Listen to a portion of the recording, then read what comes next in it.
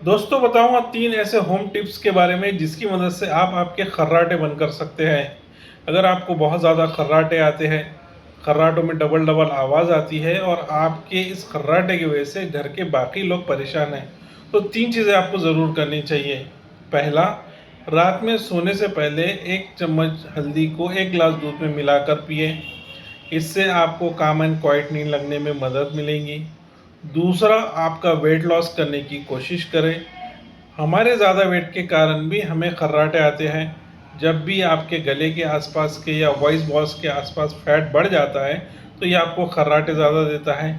तीसरी चीज़ है वो जैतून के तेल का इस्तेमाल।